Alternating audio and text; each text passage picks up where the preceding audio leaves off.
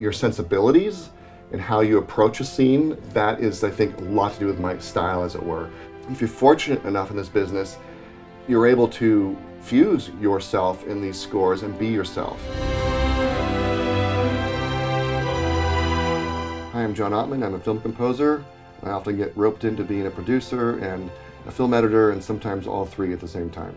If I'm scoring the film, I just watch it over and over until I can figure out what is the sound of the movie. Then you sort of crack it, you know, and then it goes from there. We were talking about Kiss Kiss Bang Bang.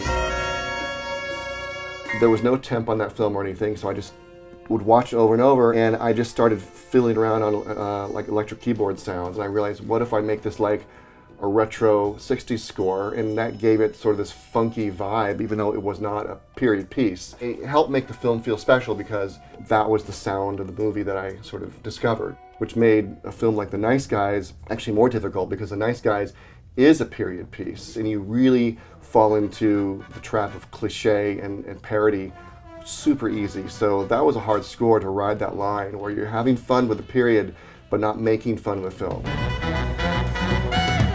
A lot of times I will take my phone and I'll whistle something in, you know, and then normally then I wake back up and I'm like, what the fuck was that, you know? But sometimes that moment that hits you, it becomes a theme. Same with The Nice Guys. The theme came into my head, I just whistled it in there, and then it develop it from there. You know, like Days of Future Past, I knew right away this is not going to be a lyrical, traditional film score like Apocalypse was.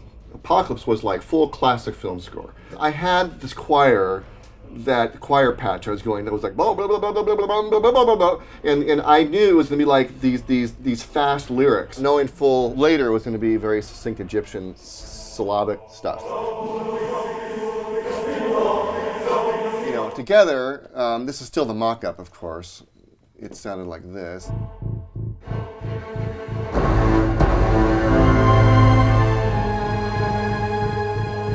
You have a melody going with the crazy choir doing all these Aztec syllables. Then when we had the scoring session, we had the choir there.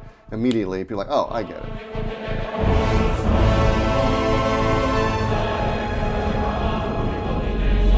There's also something really funny that happened on Days of Future Past. We had to have an emergency rescore of the opening. I was on the scoring stage the day of our printmaster. The printmaster is the day the movie is done. It was a pickup session. We didn't have our choir back, and there was choir. So basically, it was me and two of my orchestrators on a microphone, and that's the choir that's in the movie. Sa, déconne, fa, despoke, sa, déconne. So we got into SAG that way because it was an emergency. We had to sing it.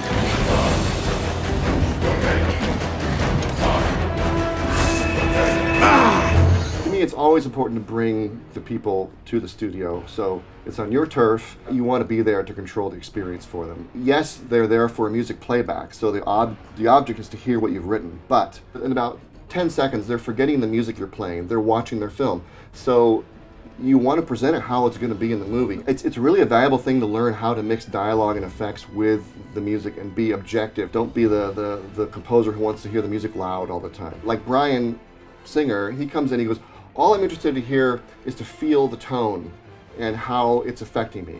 He doesn't care if you hear the little glockenspiel over there and the little flute solo. Now, that's him. Other directors may differ, but if it doesn't sound very good, he doesn't care because all he's interested in is the vibe, you know. Now, there are younger directors now who they need to hear that mock-up has to sound exactly like the score is going to sound, or they're confused. So it depends on the people you're involved with. If someone comes in and doesn't like a cue, I don't get defensive. As long as the person who's the critic can give me a good reason, emotionally or story-wise, why that's not working for them, then I'm like, oh, I totally get it. And then I can actually address their concerns in a second because I totally understand what they're saying and I'm not defensive about it. People are always surprised that when I edit a movie that I'm not cutting the music, but I don't like doing that because if you're cutting the music, you're fooling yourself and fooling producers and so forth that the scene's actually working. And what's going to happen is down the road, it's inevitable that people can discover the scene isn't working, and you've fooled yourself because of the music you put in there. And now you got to unravel a bunch of stuff. I'd rather have the film be dry, have no music at all. I want to sit there for 2 hours and watch a movie, and if I'm entertained when there's not a note of music in there, A, I know the film's working, B, I can not be so heavy-handed with the score because I can not have wall-to-wall. And C, the temp score I create is going to have way more cohesiveness to it because I'm creating the score fresh. It's not being hacked up or cut. It's basically, it's being more conceived of as a whole. Obvious advice that some people just don't take. When you're starting out, no matter what it is, just do it. Because someone's uncle's aunt's nephew's sister might have been on the movie, who knows some producer or whatever, there's that angle. I mean, so the more you do, obviously the more things are bound to happen.